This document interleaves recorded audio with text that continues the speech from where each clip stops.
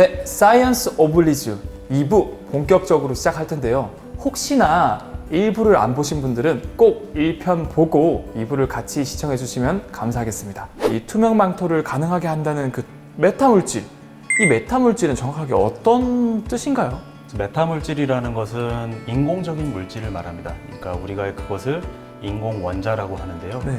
빛이 흡수가 되고 굴절이 되고 반사가 되는 이런 원인들은 빛이 바로 원자나 분자들과 상호작용을 하기 때문인데 그런 상호작용을 할 수 있는 물질들을 우리가 나노 기술, 마이크로 패턴 기술 이런 것들 통해서 인공적으로 만들어주는 거죠. 그래서 그렇기 때문에 인공 원자, 인공 물질이라고 생각하시면 되겠고요. 그 다음에 여기서 말하는 이 메타라는 말은 네. 그리스어로 비욘드, 뭔가를 뛰어넘다. 초월하다 뭐 이런 뜻입니다. 그 영화에서도 이런 히어로들 보면 메타 휴먼, 그렇죠. 뭔가 메타볼릭 인간을 뛰어넘는 뭔가 뭐 초월적인 존재 할 때 메타를 쓰잖아요. 네, 맞습니다. 또 이제 그리고 메타콘, 메타콘도 있고 그 다음에 포켓몬에서 유명한 메타몽. 메타몽도 있죠.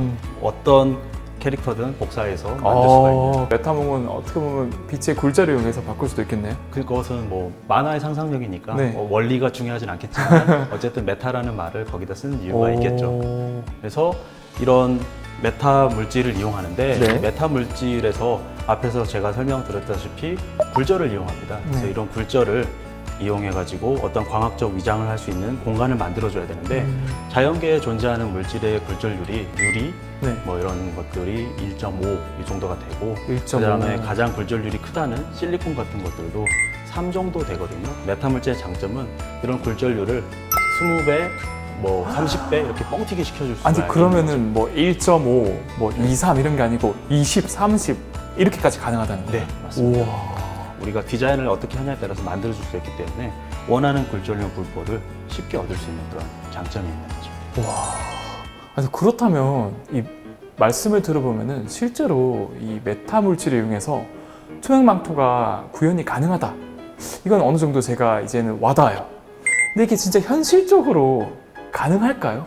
현실적으로 사실은 이제 이론적으로나 실험적으로 메타 물질은 가능하다라는 것은 다 밝혀진 상황입니다. 그렇지만 가시광선의 파장이 수백 나노미터 정도가 되는데 그렇죠. 이것과 반응하는 메타 원자가 네. 사이즈가 수십 나노에서 수백 나노 정도가 됩니다. 네. 그래서 어떤 좁은 영역에서 네. 뭐 1mm 정도 영역에서는 그거를 충분히 구현할 수가 있죠. 나노 패턴이라고 하면 되니까.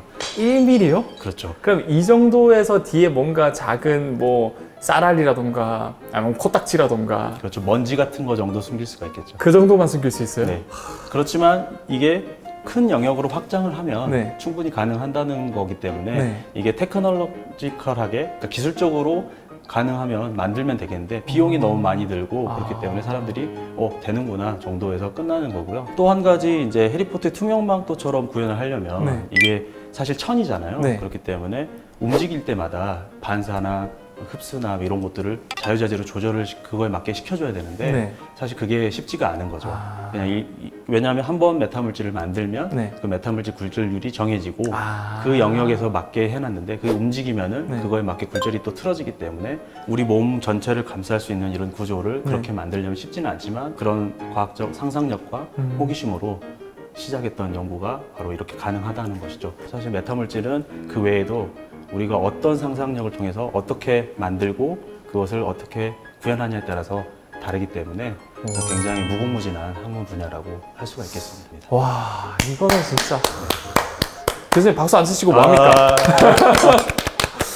이게 한국 과학자분들이 정말 대단한 것 같습니다. 네. 얘기를 들어보니까 진짜 엄청난데 그렇다면 혹시 교수님께서는 우리 일상생활 속 제품에 이 메타 물질을 활용할 수 있는 그런 뭐 제품들, 뭐 예를 들어서 뭐 상품 제조, 뭐 기술 종목 이런 것들이 있을까요? 가시광선 영역에서 구현은 이제 진행 중에 있고요. 네. 빛의 반사를 우리가 자유롭게 할 수 있는데 그것을 또 평평하게 만들 수가 있기 때문에 네. 그런 것들을 이용한 메타 안테나 기술이 있습니다. 메타 안테나 기술이라는 것은 네. 이런 위성 안테나를 엄청 크게 만드는 것을 볼 수가 있어요. 그렇죠. 그래서 클수록 이렇게 좋잖아요. 네, 그래서 접시 모양으로 이렇게 휘어져 있고 네.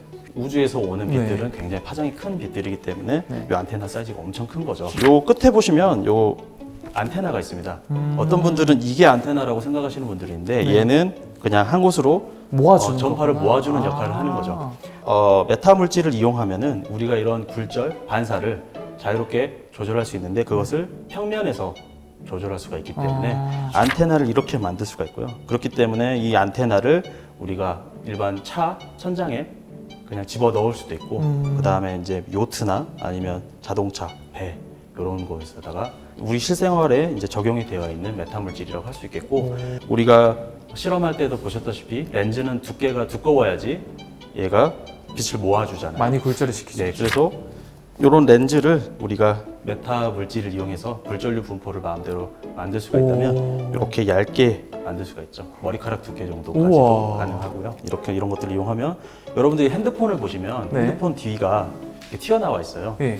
보시면은 다른 부분은 다 괜찮은데 네. 그 부분만 튀어나와 있는 이유가 그 다음에 좁은 영역에서 빛을 집속을 시켜주기 위해서는 렌즈가 어느 정도 두께가 두꺼워야 돼야 되겠죠. 되거든요. 네. 그런 것들을 이제 보완해 줄 수 있는 차세대 기술로 각광을 받고 있고 여러 대기업이나 아니면 해외 기업들도 굉장히 활발하게 지금 제작을 하고 있는 것으로 알고 있습니다. 분명히 이거를 시중에 판다면은 이 가격대가 네.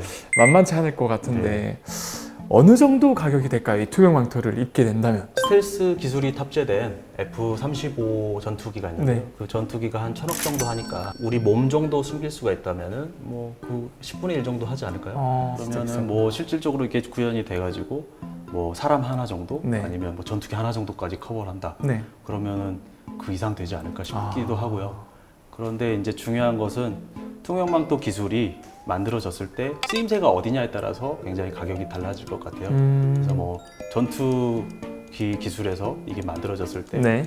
그 시장을 지배할 수 있는 거라면 100억이든 1,000억이든 사람들이 사겠지만 그렇죠. 만약에 그만큼의 가치를 못 한다면 그렇게 안 되는 거겠죠. 그렇죠. 예, 약간 군사용 목적이면은 다 돈이 올라갈 것 같은데 네. 그냥 뭐 한 사람 가리는 투명 망토다.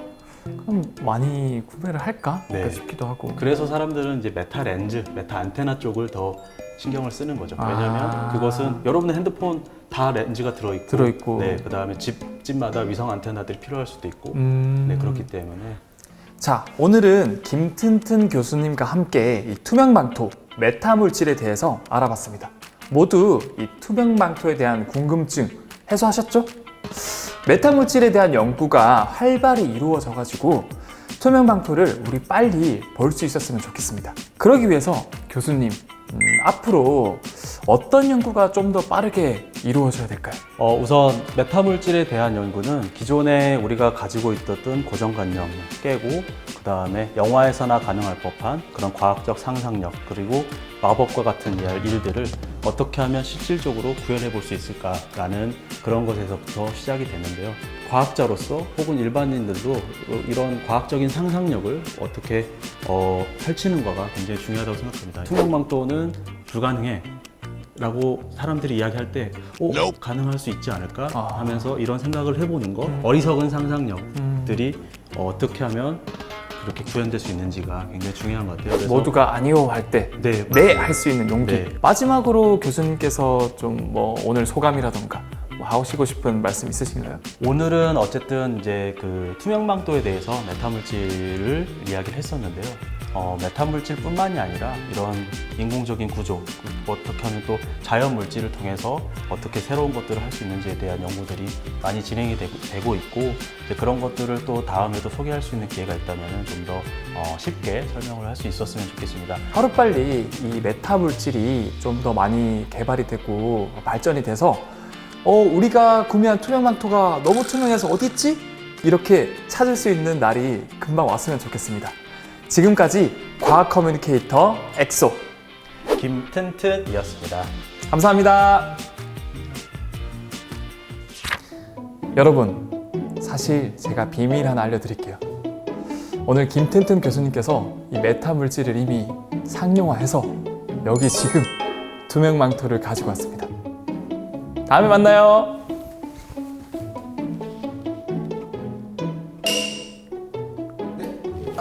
됐다.